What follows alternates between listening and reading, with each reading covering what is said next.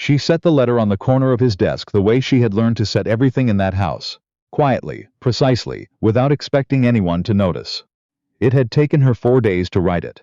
Not because she didn't know what she wanted to say, but because she had spent 9 years learning how to make herself smaller, and undoing that, even on paper, required a kind of effort nobody sees.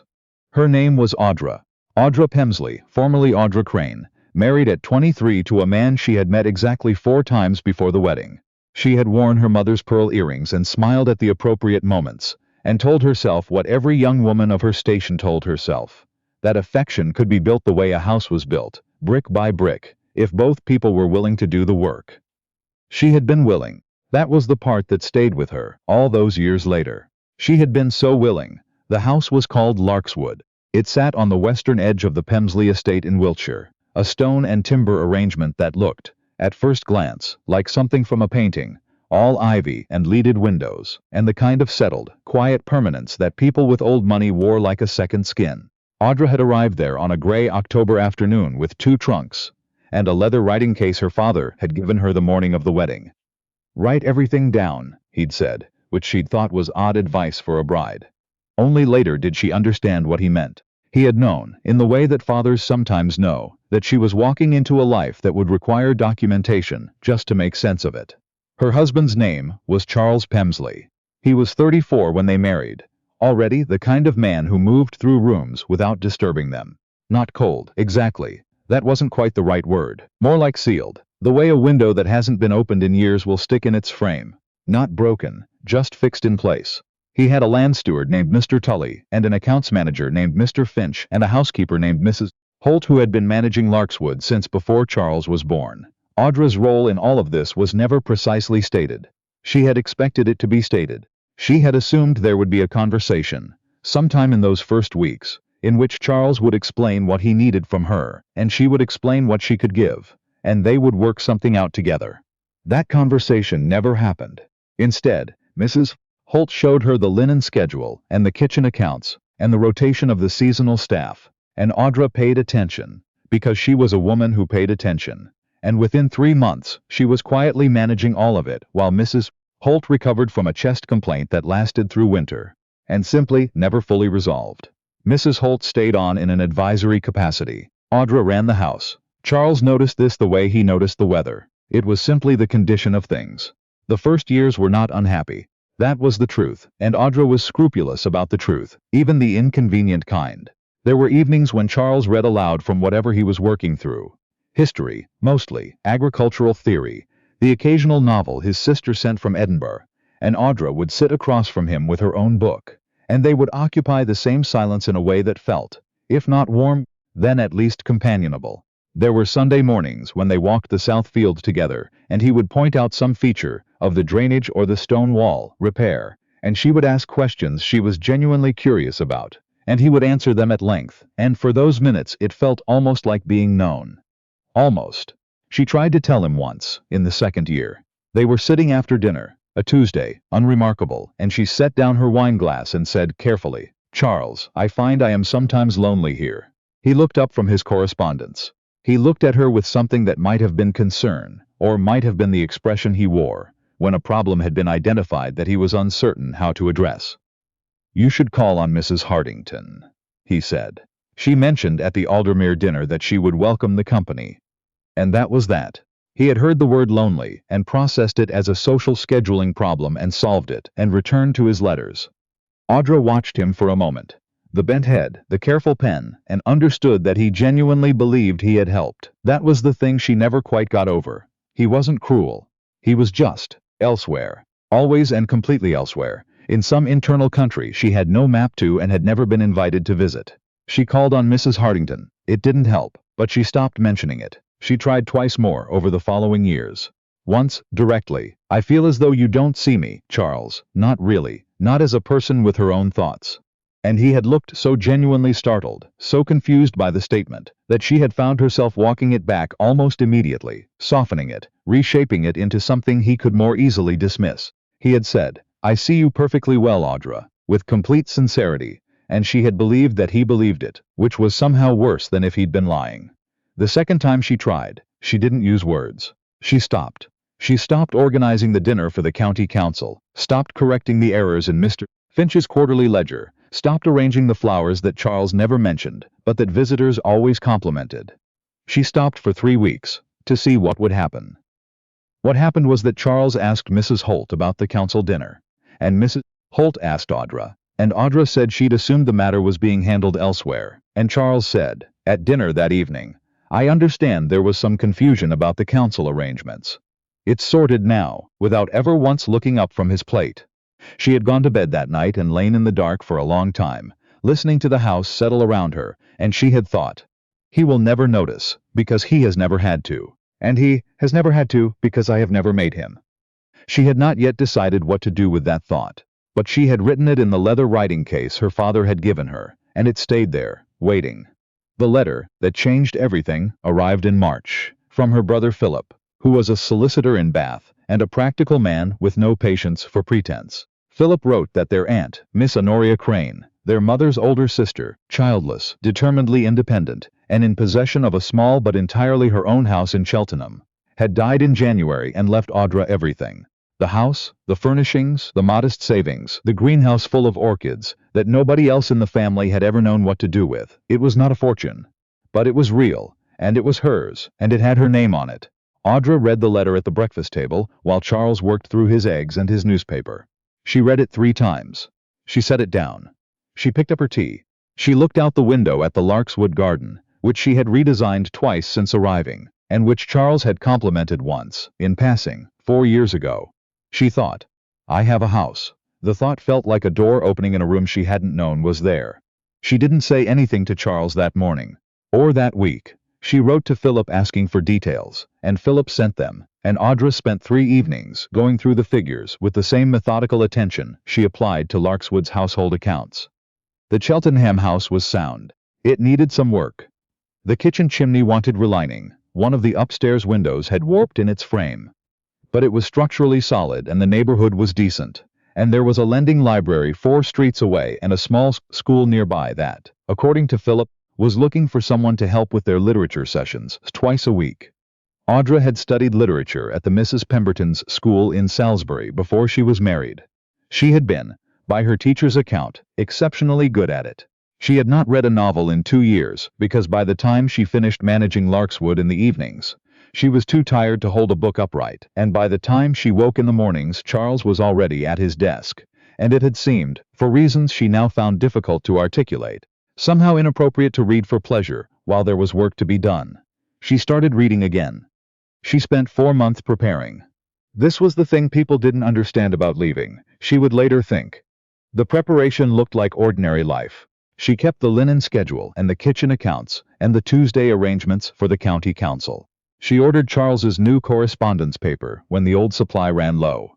She arranged for Mrs. Holt's nephew to be taken on as an under-gardener because the rhododendrons on the East Walk needed more attention than the current staff could provide.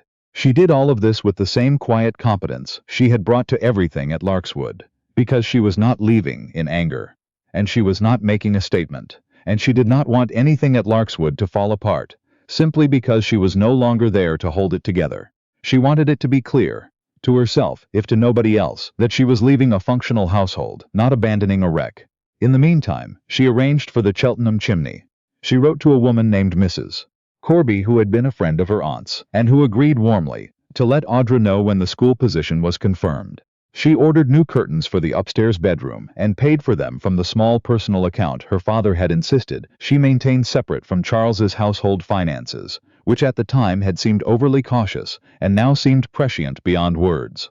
She wrote 3 drafts of the letter. The first draft said everything she felt. She burned it. The second draft was so carefully measured and reasonable that it didn't say anything at all. She burned that too. The third draft was 4 paragraphs. It said, "I have not been seen here. I have tried to be seen, and I have failed, and I have come to believe that the failure is not mine alone, but that it is also not something either of us can fix within the walls of this house. I am going to Cheltenham. I am not going in bitterness. I hope, in time, that you will understand." She signed it with her full name. Audra Pemsley, not Mrs. Pemsley, not Audra Crane. Her full name, which had been both of those things, and was now, perhaps, something still in the process of being determined. The evening before she left, there was a dinner. Charles had arranged it weeks prior. 6 guests, local gentry, the kind of social obligation that cycled through Larkswood 2 or 3 times a season, and that Audra had organized without being asked for the entire 9 years of their marriage. She had organized this one too, the seating and the menu and the flowers, white tulips, which were perhaps a choice she could only have explained to herself. And she sat at Charles's left while the conversation moved around the table in the usual currents.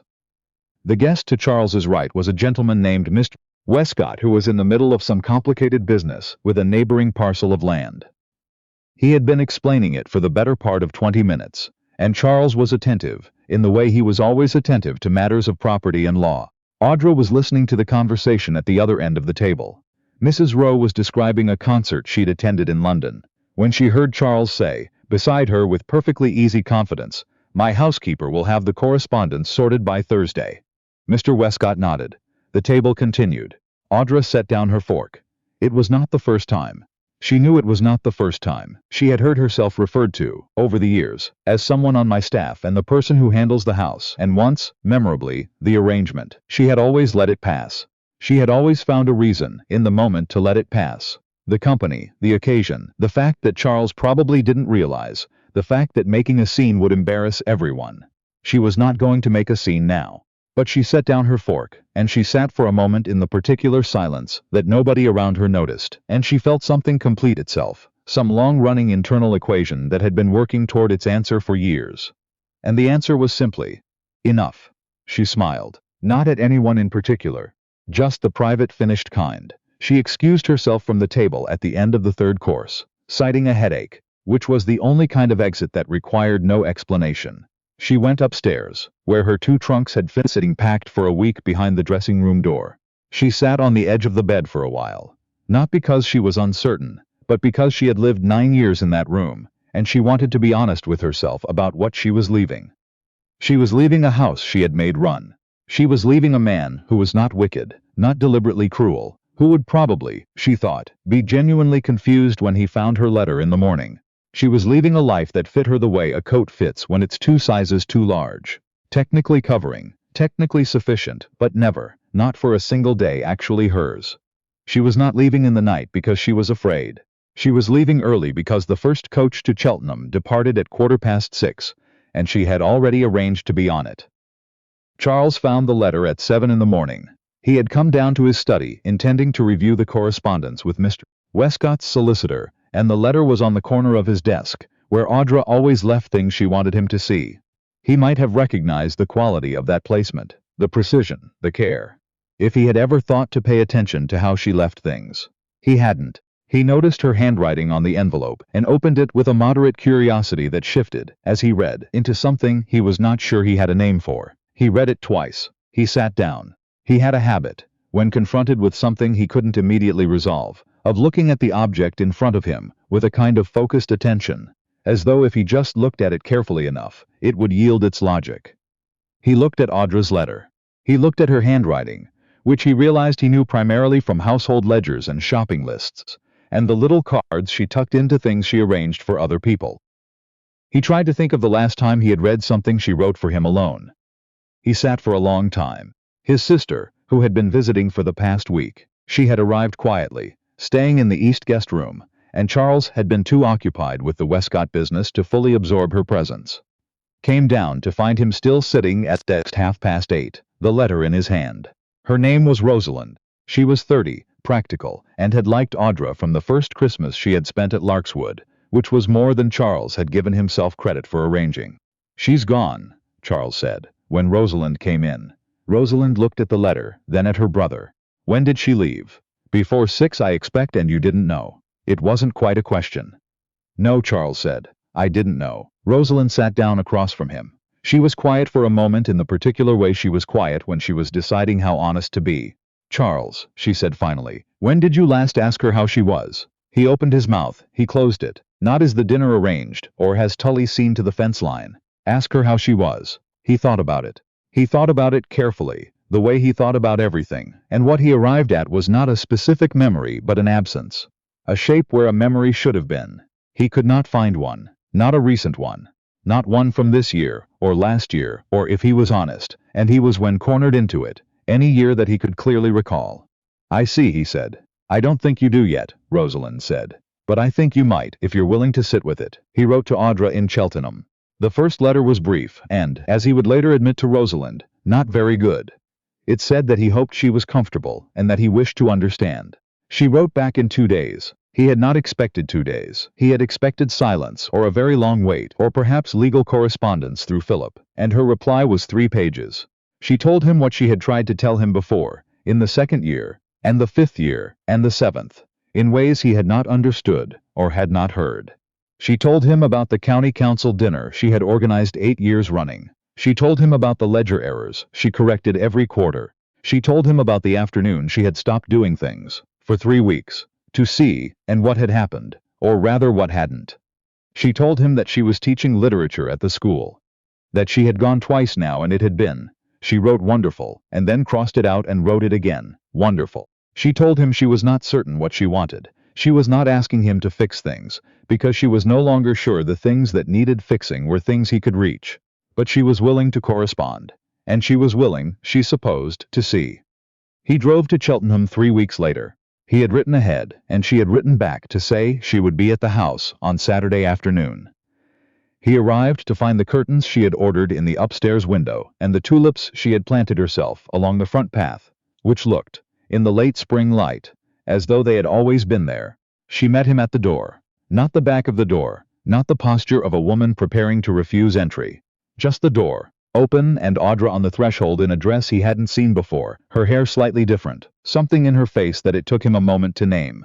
Settled. That was the word. She looked, for the first time in all the years he had known her, completely settled in her own skin. They sat in the front parlor, which was smaller than anything at Larkswood and arranged entirely according to Audra's preferences, which he registered with a start.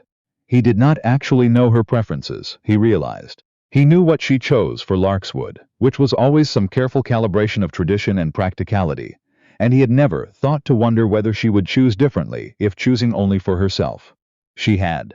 The room was full of color. A yellow reading chair in the corner. Books in double rows on every shelf. An orchid on the windowsill, pale green, barely open. Your aunt's, he said, nodding at it. Mine now. Sit down, Charles. He sat. He did not, for once, bring a problem to lay on the table between them. He did not arrive with a solution or a schedule or an arrangement. He arrived with the letter she had written him, the one with 4 paragraphs, which he had read so many times the paper had gone soft at the fold. I'm sorry, he said. And then, because he was a precise man and he wanted to be precise about this. I don't fully understand yet what I should have done differently. But I believe you that there was something. And I believe that the not knowing is my fault more than yours. Audra looked at him for a long moment. That, she said, is the most useful thing you've said to me in 9 years. It was not an absolution, he understood that. She was not inviting him to come and sit by the fire and consider the matter resolved. She was saying, this is where we are, this is what is real. Now what? He thought about that question on the drive back to Larkswood, through the afternoon hills going amber in the late sun, the coach rattling quietly along the Wiltshire road.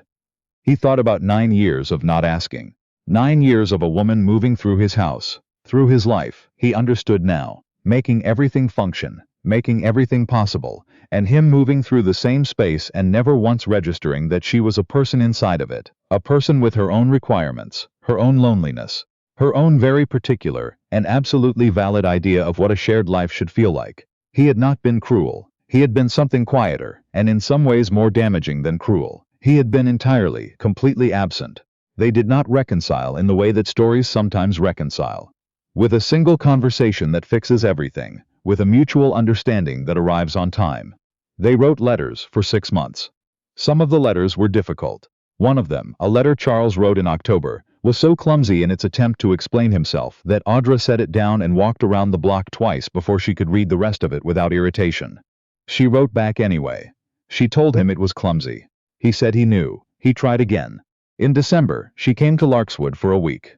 Not to resume her role. She was clear about this, and he had been clear in return that he would not ask it of her, but to see whether Larkswood could be a place she visited without feeling like a woman returning to a job she had quit. She found that it could. Mostly. She found that Mrs. Holt had taken back the household management with what seemed like genuine relief, and that the arrangement, the actual arrangement, the functional daily structure of the place, got along perfectly well without Audra's invisible labor holding it together. Which she had suspected. Which had been, in some ways, one of the loneliest parts of having done it for so long. Knowing it wasn't actually irreplaceable. Knowing that she had made herself essential to something that had never been made essential to her. She told Charles this on the second evening of her visit while they sat in the library after dinner. He listened. He did not interrupt. He did not offer a solution, or a reframe, or a consolation. He just listened, and when she was finished he said, "I think I owe you more than an apology. I think I owe you an accounting of what I understand now that I didn't before." "That's a start," she said. She looked at him, this careful, sealed man who was painstakingly learning to open, and she did not feel the love that people write about in novels, the sudden rush that resolves everything. She felt something more honest than that. She felt the possibility of something. The way you feel a house you've just walked into for the first time. Not yet sure if you'll stay, but aware that it has something in it worth investigating. The orchid on her Cheltenham windowsill had fully opened by the time she returned in January. She stood in her front parlor with her coat still on and looked at it for a moment. Pale and intricate, and very much alive in the winter light. She had not yet decided whether she would go back to Larkswood, or whether Charles would come to her.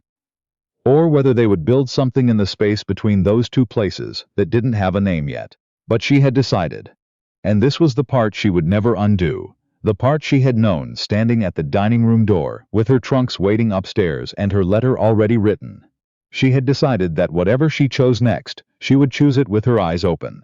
And that, she thought, setting down her bag and going to put the kettle on in her own kitchen in her own house, was the beginning of something.